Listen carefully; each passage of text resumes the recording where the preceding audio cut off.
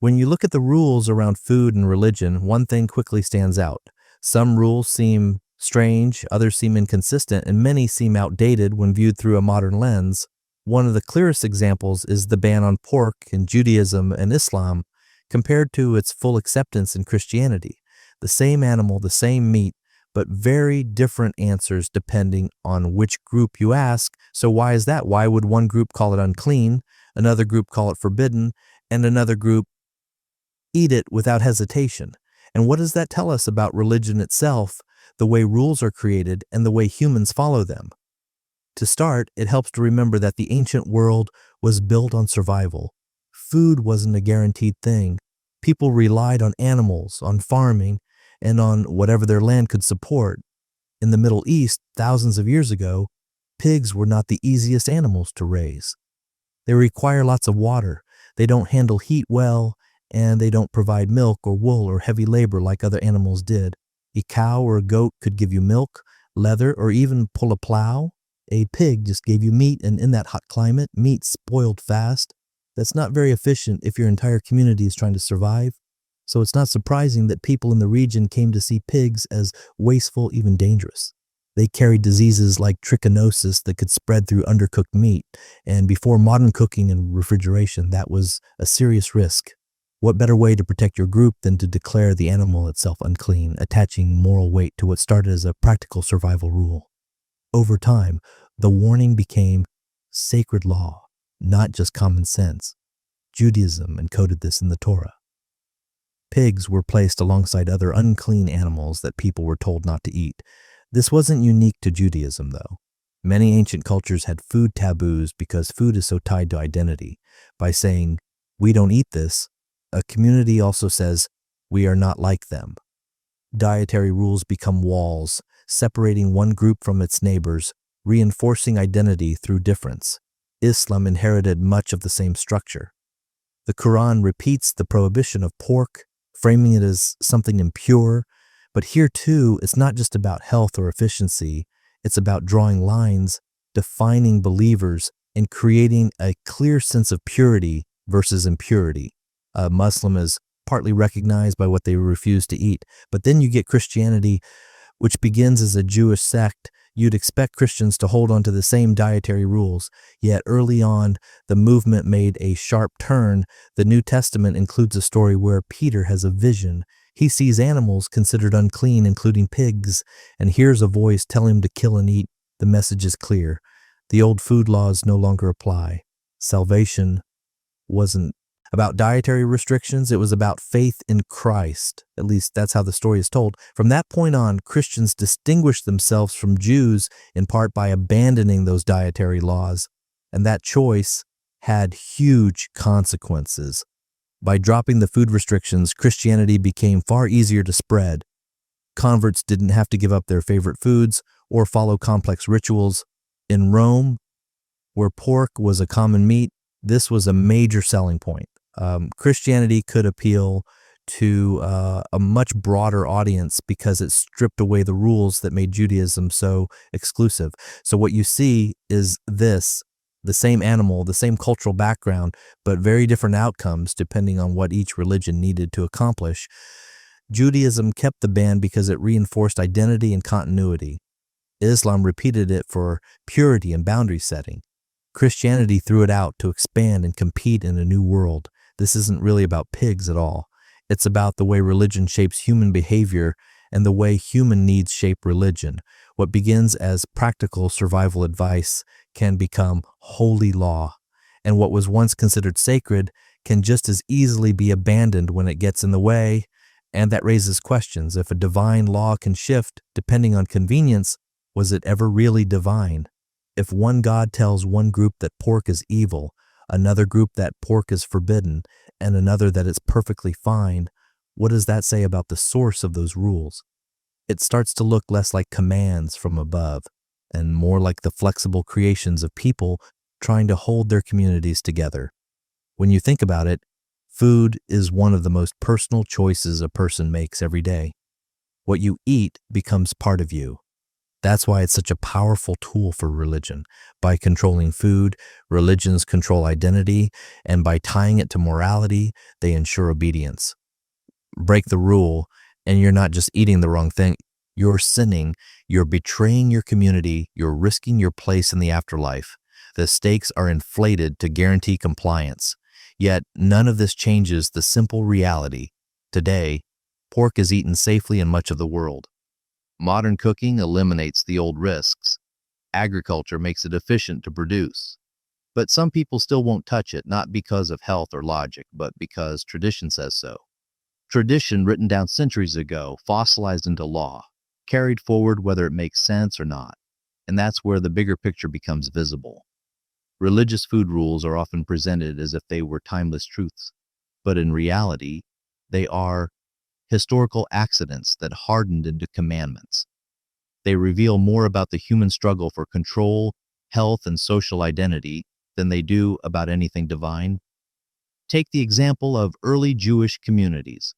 They were small, often surrounded by larger and more powerful cultures. To survive, they needed boundaries. If they blended in too much with their neighbors, they risked disappearing entirely. A food law like no pork became a daily reminder that they were different, that they belonged to a separate group with its own covenant. Every meal reinforced that difference, and you couldn't simply sit down at a neighbor's table and eat what they ate. That wall of separation was not just symbolic, it was lived out 3 times a day. Islam, too, had to carve out a unique identity. It emerged in a tribal environment where alliances and rivalries were constantly shifting. By taking on food rules that mirrored Judaism, it signaled continuity with earlier monotheism, but it also added strength to its own social fabric. Refusing pork became one of the markers that set Muslims apart from surrounding cultures. A simple dietary choice carried enormous weight. Contrast that with Christianity. Christianity, in its earliest days, was not trying to hold on to an identity, but to expand as far as possible. It had no interest in keeping people separated from their neighbors. In fact, it thrived on the opposite, drawing in outsiders, embracing diversity, and spreading across the empire. Strict food laws would have slowed that mission, and they were a barrier to conversion, especially in places where pork was central to the diet. By letting go of those restrictions, the new faith became more universal, more flexible, and therefore more successful. If you zoom out, you can see how these choices weren't about eternal truths at all. They were about strategy. Some religions use food rules to build fences. Others tore those fences down to grow faster. Both paths were practical, and both worked for their time. But the fact that the truth about pork could change so easily shows just how human these decisions were. And this brings us to another point. Food taboos aren't unique to these 3 religions. Anthropologists have studied societies all around the world and found that nearly every culture develops some kind of dietary restriction. Sometimes it's about safety, avoiding poisonous plants or dangerous animals. Sometimes it's about status. Only the elite can eat certain foods, while others are forbidden. And sometimes it's purely symbolic with no clear explanation at all. These rules help people feel connected, give meaning to daily life, and separate insiders from outsiders. The pork taboo is simply one of the most famous examples because it's tied to religions that shaped much of global history. But the pattern is the same as countless other food laws. The sacred is built on top of the practical and then fossilized into morality. There's also the psychological side. Humans naturally assign moral weight to food. We talk about good foods and bad foods even today. In secular contexts, eating habits are tied to guilt, purity, and discipline. It's not hard to see why ancient communities would moralize food. It gave them a sense of control, and it gave leaders a way to measure loyalty. If you wanted to prove your devotion, you didn't need to give a grand speech. You just had to refuse the pork on your plate. Of course, once a rule is in place for long enough, it stops being questioned. People forget the original reasons. They just know it's forbidden. Ask a religious person today why pork is off limits, and they might say it's unclean or that God commanded it. Rarely do they mention the historical realities of farming, disease, or social survival. The practical fades away, leaving only the sacred justification. That's how traditions keep their power.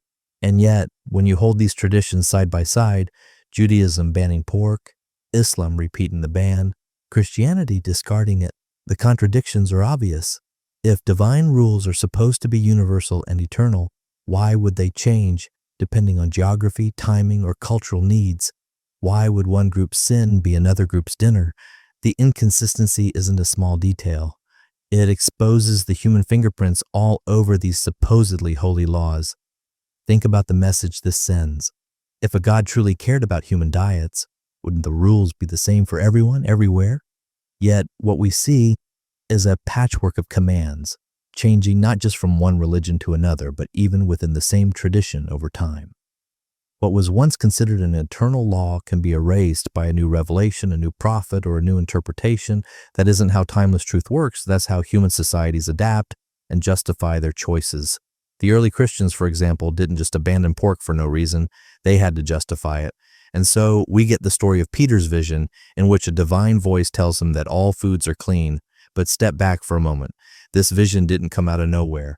It came at a time when Christianity was expanding into non-Jewish communities. Pork was common on Roman tables. If Christians wanted to grow among Romans, they needed to remove the barrier of dietary restrictions. The vision fit the need. The theology adjusted to the social strategy. And this shows something larger. Religious stories often arrive after the fact, as ways of justifying practical decisions. Instead of admitting, we changed the rule to attract more followers, the narrative is framed as, God told us it's okay now. That move preserves the appearance of divine consistency while allowing flexibility in practice.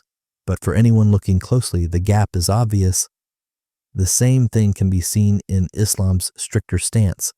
While Christianity was trying to win converts across diverse cultures, Islam was trying to build a strong, distinct community out of fractured tribes. It needed sharper boundaries, not looser ones. And so the food law against pork was not just kept, but reinforced. This wasn't about pigs. It was about unity and discipline. And every time a believer refused pork, it was a small but powerful act of belonging. The deeper irony is that today we know the risks that once justified these rules are no longer an issue. Trichinosis is virtually eliminated in many countries through modern farming and proper cooking. Refrigeration makes pork safe for storage. Hygiene standards prevent contamination. Yet millions still avoid pork, not because of danger, but because of sacred texts. In other words, the rule survives long after the reason has disappeared. That's the power of religion. Once something is declared holy, it doesn't need to make sense anymore. It doesn't even need to be useful. It just becomes tradition, passed down from generation to generation, defended with passion, precisely because it's irrational. To question it becomes taboo, and to break it becomes shameful. But from an outside perspective, the whole thing reveals a simple truth. Food laws, like so many religious rules, are not about ultimate truth. They are about human needs, human fears, and human politics. They survive not because they're right, but because they serve a social function and they give people identity, they create boundaries, and they protect authority. This is why contradictions don't weaken religion for believers. One group says pork is forbidden, another says it's fine, and both groups claim divine authority. For the faithful, it's not about logic, it's about loyalty. You follow the rule because it marks you as part of the group, not because it makes sense. That's how religion keeps its grip, by binding daily habits to identity. And that raises another important point. If something as ordinary as food can be moralized to this degree, what else can, once you accept that eating a piece of meat is a matter of eternal consequence, it becomes much easier to accept other arbitrary rules. The door is open to control every part of life, from clothing to speech to sexuality. The pattern is the same. Start with something practical. Give it symbolic meaning, elevate it to divine law, and enforce it through fear of shame or punishment. The pork taboo is just one thread in a much larger tapestry of control, but it's a clear one because the differences between Judaism, Christianity, and Islam are so easy to see. Three religions, three answers to the same question, each one are reflecting its own human circumstances rather than a universal truth. And when you look closely, you start to notice that this isn't just about food, it's about the way humans project meaning onto the ordinary. Something as neutral as a pig becomes a symbol of impurity or of freedom or of divine permission, depending on which story you're told. But in reality, the animal hasn't changed. What's changed is the story around it. And that those stories are written by people for people. There's also a social psychology at play here. Researchers have shown that group identity is strengthened by rituals and rules that seem costly or inconvenient. The harder it is to follow the rule, the more loyalty it signals. If you give up pork in a culture where pork is common, you're making a visible sacrifice for your group, and that sacrifice becomes a proof of commitment. Is in this way, food laws act like membership tests. You can't fake them without real effort. That makes them powerful tools for keeping groups together. But this also exposes the arbitrariness of it all. Because if the point is simply to mark who's in and who's out, then it doesn't matter what the rule actually is. It could be about pork or shellfish or not mixing meat and dairy. It could be about fasting at certain times or blessing food before you eat. The specific command doesn't matter. What matters is obedience, and obedience, once established, can extend far beyond food. Christianity's abandonment of pork laws makes sense in this framework too. By the time it was spreading across the Roman Empire, pork was not a costly sacrifice. It was a staple. Keeping the ban would have meant constant friction with outsiders, making the group harder to join. Removing the restriction made Christianity easier to adopt without losing social ties. And the rule was dropped not because it was never important, but because it stopped being useful. In a way, the shift shows just how malleable so-called divine law can be when human convenience demands it. And yet, believers often see these changes as evidence of divine wisdom, not human calculation. For Jews, the prohibition reinforces ancient identity. For Muslims, it affirms discipline and obedience. For Christians, the lifting of the ban is seen as liberation, a new covenant of grace. Each group finds a way to frame its practice as spiritually superior, even though the practices directly contradict each other. The same animal can symbolize impurity, discipline, or freedom, depending on which community you belong to. That contradiction should be a red flag. But inside each system, it simply reinforces faith. When we step outside of faith, though, the pattern is hard to ignore. What people eat becomes a battleground for control and identity.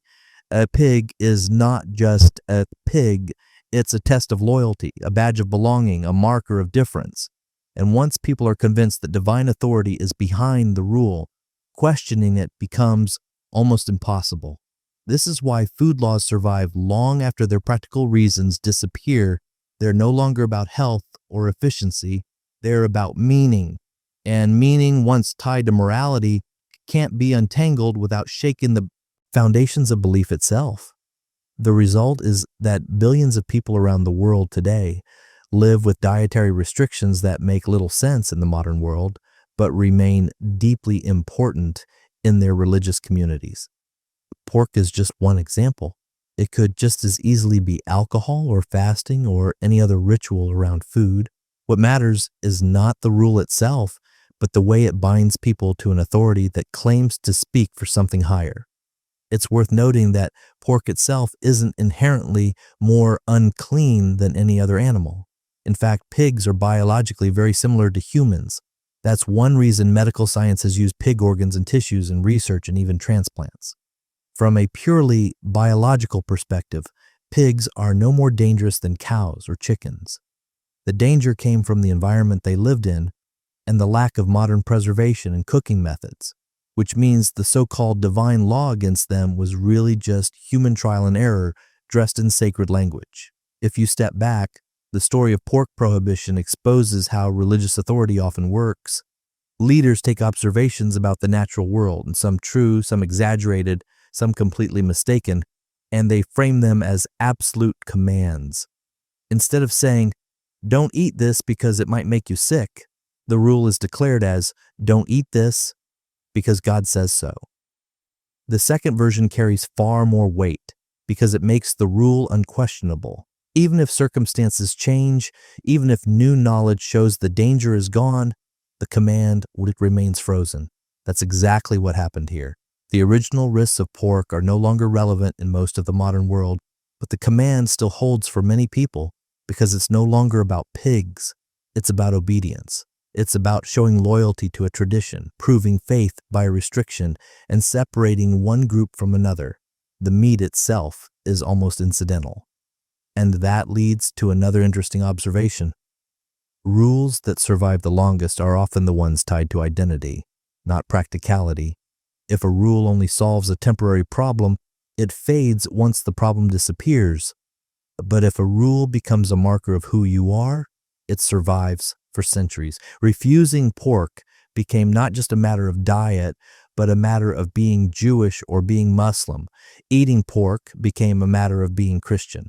The rule turned into identity, and identity is far harder to give up than a recipe. Think of how this plays out in everyday life. In many parts of the world, Jews and Muslims who avoid pork aren't just making a private choice. It affects social life, family traditions, holidays, and even business. Food brings people together, and refusing a certain food makes a statement, even if it's unspoken. The rule keeps reproducing itself socially, not just individually. That's why it lasts. But again, notice the inconsistency. If God's law is supposed to be eternal, why would one branch of the Abrahamic tradition call pork a sin while another treats it as completely acceptable? Why would one prophet declare something unclean forever, only for another prophet centuries later to say it's fine now? The contradiction isn't small. It strikes at the very heart of whether these laws really come from beyond human minds at all. For people who value consistency and reason, that contradiction is hard to ignore. Either eating pork is a sin or it isn't. Either the animal is unclean or it isn't. The fact that the answer changes depending on which holy book you read suggests the rule isn't divine, but human. And once you see that, it's easier to see how many other religious rules are built the same way. Practical needs turned into eternal commands, then held in place by fear, identity, and tradition. The pig is only one example, but it's a very clear one because the lines are drawn so differently across three related religions. And those differences tell a bigger story about how religion adapts, compromises, and contradicts itself. Not because truth is changing, but because human societies are. What makes this even clearer is how food laws evolve in smaller, less famous examples. Pork gets the spotlight because it's widely known. But if you look at other dietary rules in the Hebrew Bible, you find long lists of animals considered clean or unclean. Birds of prey, shellfish, insects without jointed legs, all marked as forbidden. These rules didn't carry over into Christianity either. They faded away, while pork alone kept its strong identity in Judaism and Islam. Why? Because pork was the most socially charged, the most useful in marking difference, the most practical to enforce. That shows again that the survival of a rule has less to do with divine wisdom and more to do with human utility. And when you take an even broader view, the logic of these prohibitions often falls apart. The same text that bans pork allows locusts, for example. The same traditions that call pigs unclean celebrate the slaughter of lambs, which from a hygiene standpoint weren't exactly free from disease either. The inconsistency exposes the fact that these weren't universal health codes.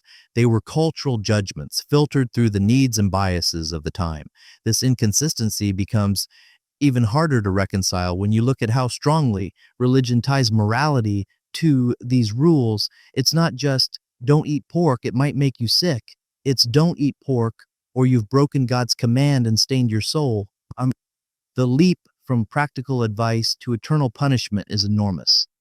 And yet, billions of people are taught to accept the leap without question. It's important to recognize what this does psychologically.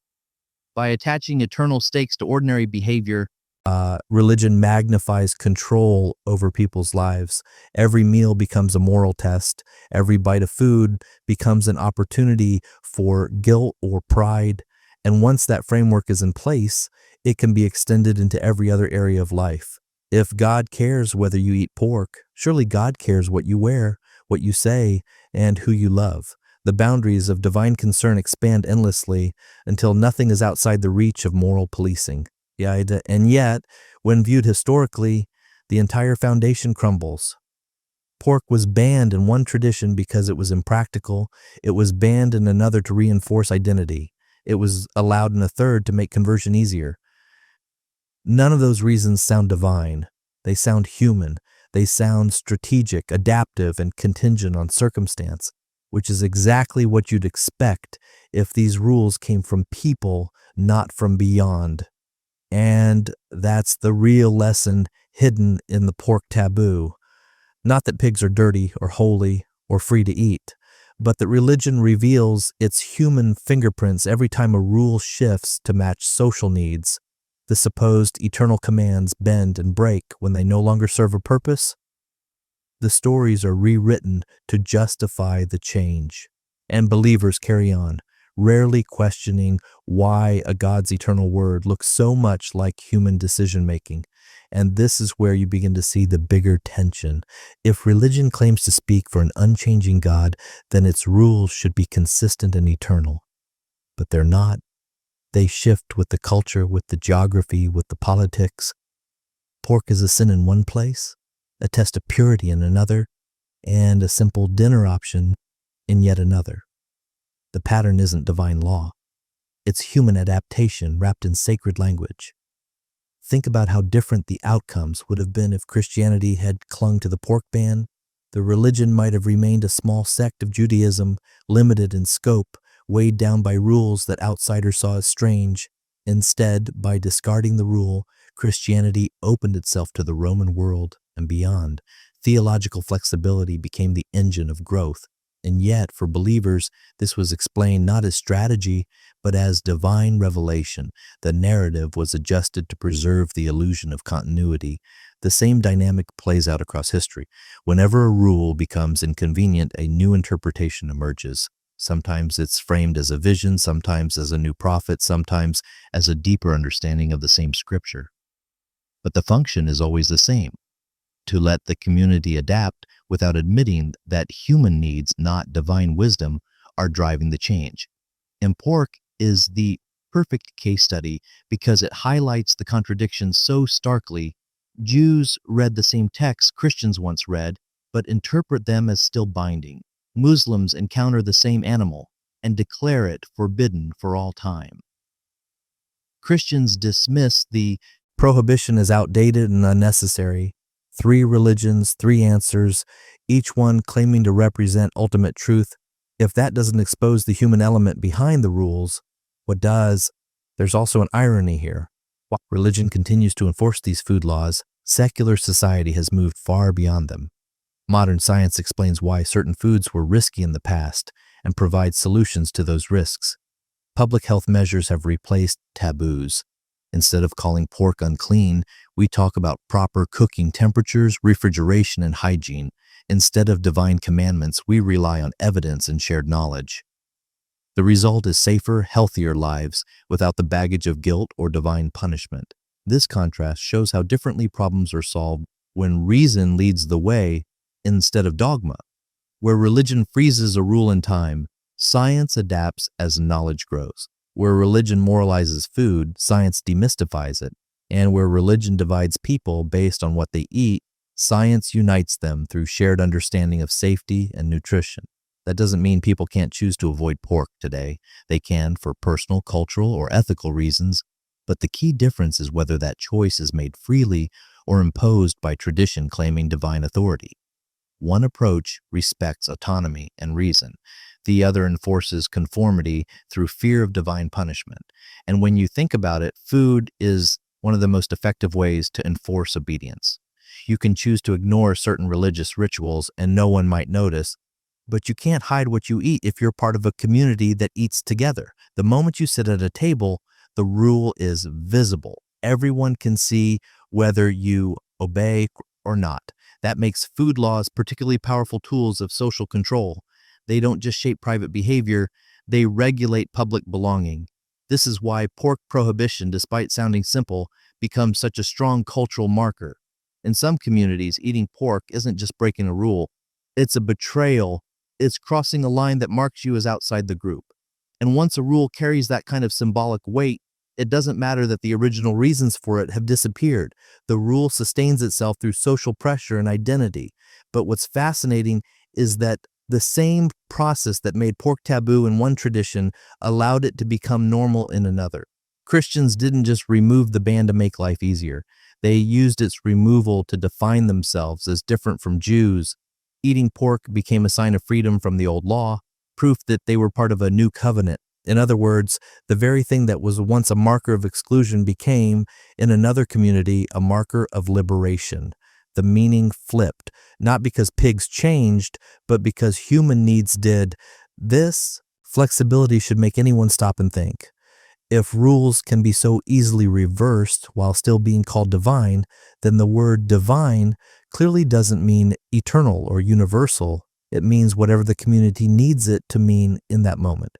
God's supposed commands bend, stretch, and contradict themselves, yet believers rarely see the problem because the system is designed to reframe the change as deeper truth. Meanwhile, from the outside, the human logic is easy to see. Pigs were impractical in one society, so they were banned.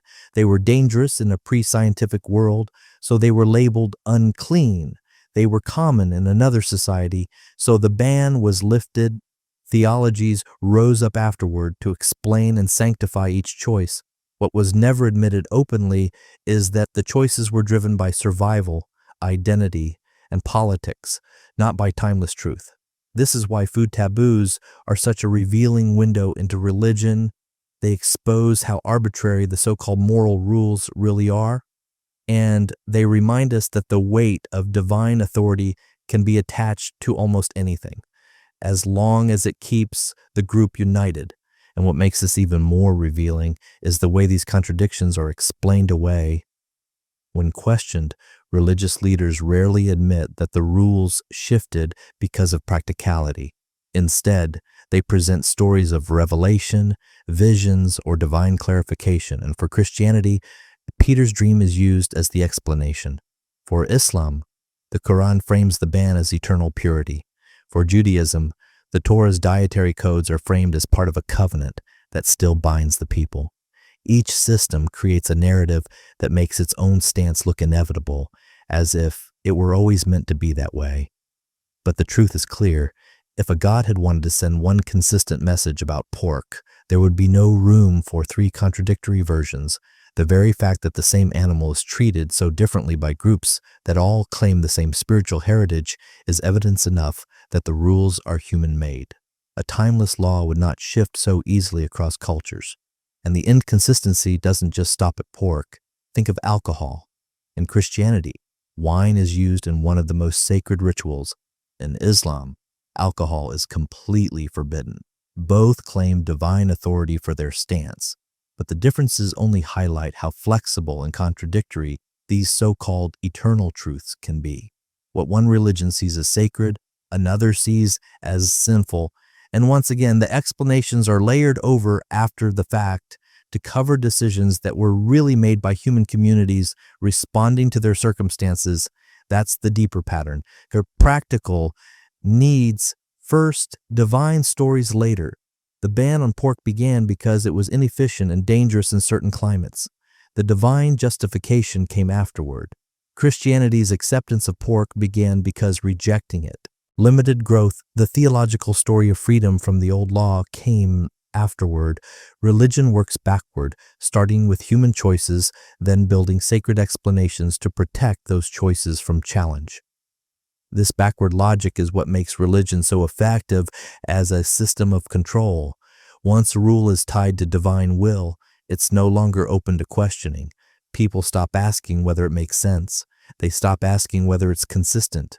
They simply obey because the cost of disobedience has been magnified into eternal consequence. And yet, the contradictions remain visible for anyone willing to step back and look.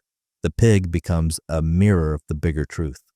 Religion is not about unchanging divine law. It's about human societies trying to make sense of their world, to enforce order, and to preserve identity.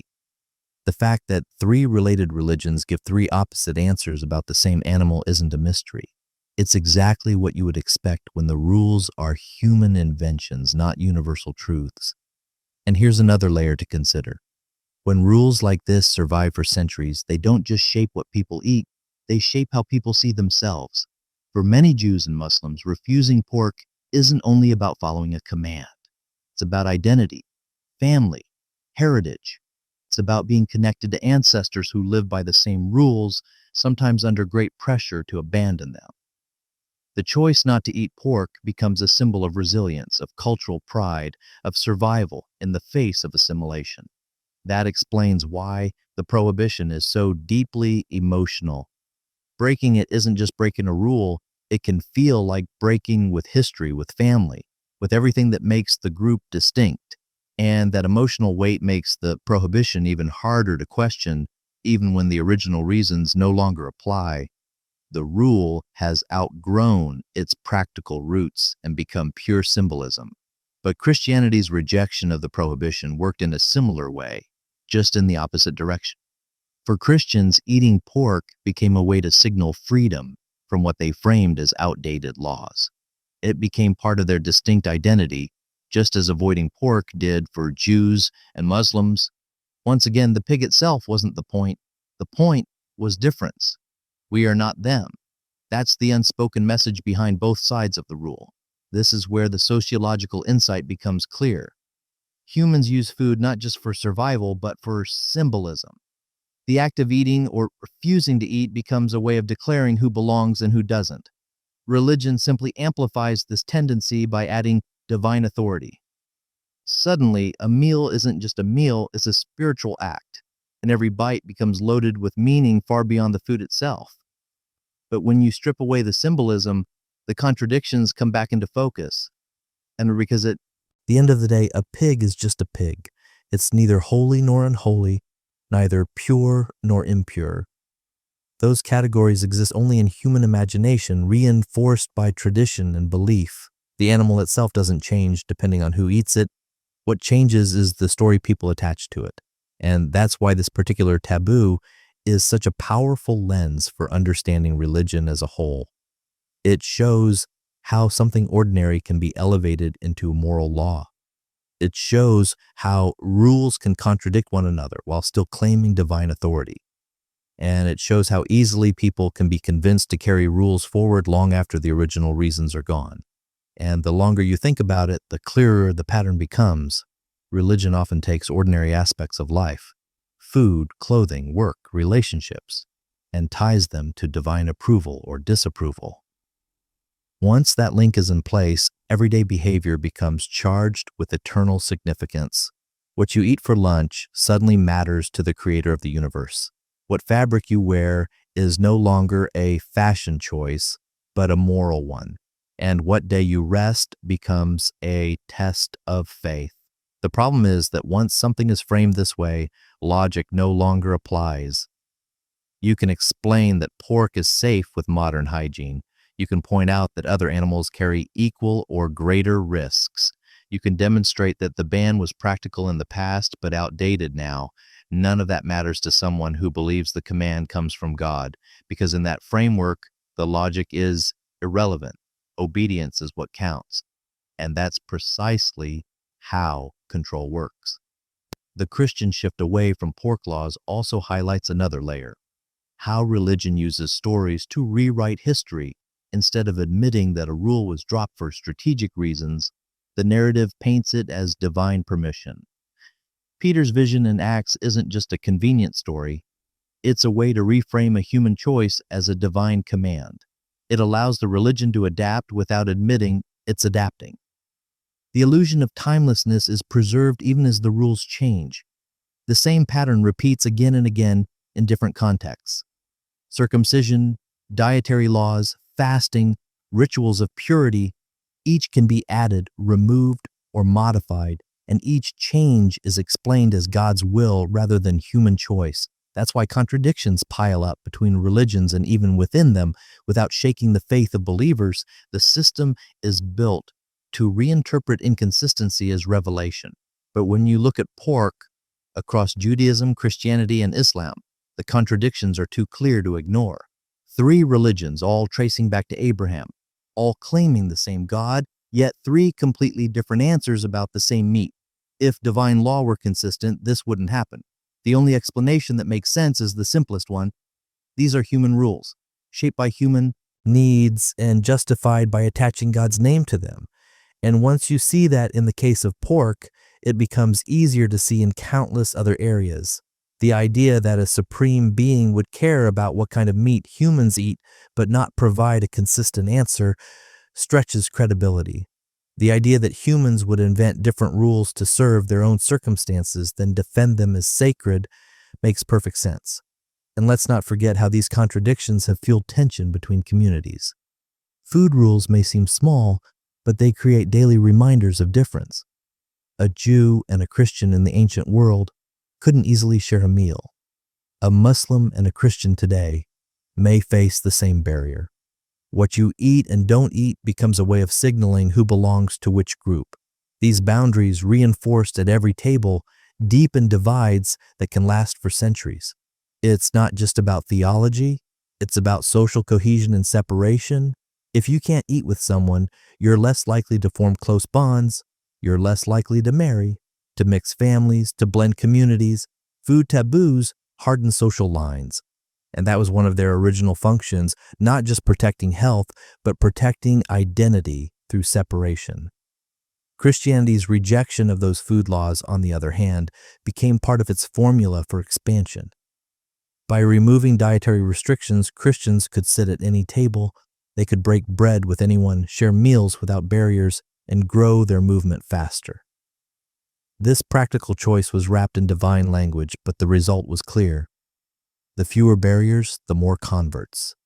And here's the striking part. For believers, the same act carries opposite meanings. For a Jew or a Muslim, refusing pork is faithfulness. For a Christian, eating pork is faithfulness. Both sides believe they're following God's will, even though their actions directly contradict one another. That paradox alone should raise serious questions about whether these rules are really divine at all. Because if God's eternal will can mean both never eat pork and it's fine to eat pork, then the concept of eternal will collapses. Either God is inconsistent or the rules are human. And between those two options, only one actually matches the evidence. This is why studying something as ordinary as pork reveals so much about religion itself. It uncovers the way rules are shaped by context. It shows how divine authority is invoked to cover human decisions, and it highlights how contradictions are ignored or reinterpreted to preserve the illusion of timeless truth. At the end of the day, what's left is a pig on one side of the table and three different stories about it. None of them consistent and none of them universal, but all of them defended with the same level of certainty. And when you think about it, this isn't just about pork or even food. It's about how fragile the idea of divine authority really is. If it can be bent, reinterpreted, or directly contradicted across different groups, then what does it really mean? A law that changes depending on which book you read or which prophet you follow isn't eternal, it's situational. And situational laws are human laws, no matter what label they wear. Take a closer look at how these shifts get justified. In Judaism, the ban is defended as part of the covenant, a sacred contract that sets the people apart. In Islam, it's framed as divine purity, a way of keeping believers disciplined and obedient. In Christianity, its removal is spun as liberation, freedom from the old law, proof of a new covenant, three different narratives, all claiming to reflect God's will, but none agreeing with the others. It's not consistency that unites them, it's contradiction. And yet, for the faithful, that contradiction rarely registers as a problem. Because once you believe that your group alone holds the truth, the differences just prove that others are wrong. Jews see Christians as abandoning the law. Muslims see Christians as corrupting it. Christians see themselves as liberated from it. Each group views the others as mistaken, without realizing that the very existence of three versions undermines the claim that any of them represent an unchanging truth. This is what makes food rules such an effective lens for critique. They are small, tangible, easy to compare. Unlike abstract doctrines, you can actually watch them play out in real life. A plate of food becomes evidence of belief, and that plate can tell you more about the human origins of religion than 1,000 sermons ever could, because in the end, pork doesn't matter. What matters is how people project meaning onto it. What matters is how a practical problem, an animal that spoiled quickly, carried disease and was inefficient to raise, became a divine command in one tradition, a test of obedience in another, and a discarded law in a third. That transformation doesn't point to heaven. It points to human imagination, human needs, and human power structures. And once you see it here, you start seeing it everywhere. In clothing rules, in purity rituals, in moral codes about sexuality, the pattern repeats. Practical concerns become divine law. Divine law bends when it no longer serves the community. Stories are added to preserve the illusion of timelessness, and believers continue on convinced they are obeying something beyond themselves, when in reality they're following the decisions of people long gone. And so, in the story of pork, we see the story of religion itself. A simple animal, neutral on its own, turned into a symbol of sin, then a symbol of purity, then a symbol of freedom. One creature, 3 religions, 3 answers. That's not divine consistency, that's human invention. For Jews, refusing pork became a mark of identity. It kept their community distinct, bound them together across centuries, and reinforced the covenant they believed set them apart. For Muslims, the prohibition was absorbed and amplified, a test of obedience and discipline, woven into the daily life of believers as a visible sign of loyalty. For Christians, the rejection of the ban was the key to expansion, a way to open doors, break barriers, and spread without limits. The pig didn't change. The circumstances did, and with them, the truth changed too. That's the bigger lesson. Religious rules are not about eternal truth. They are about what works for a community at a given time. They are about survival, identity, control, and expansion. Once the choice is made, stories are written to cover it with divine authority, and the rule becomes unquestionable, even when its original purpose is gone. But when you compare them side by side, the contradictions are unavoidable. If God's eternal will can mean 3 opposite things about the same piece of meat, then maybe it was never God's will at all. Maybe it was people all along, doing what people always do, trying to make sense of the world, trying to protect their communities, trying to draw lines between us and them. And maybe the rules we still inherit today are nothing more than echoes of those old human strategies. And the truth is simple. A pig is just an animal. The meaning attached to it comes not from heaven, but from human imagination. What one group calls unclean, another calls sacred, and another ignores entirely. The contradictions don't reveal divine mystery, they reveal human fingerprints.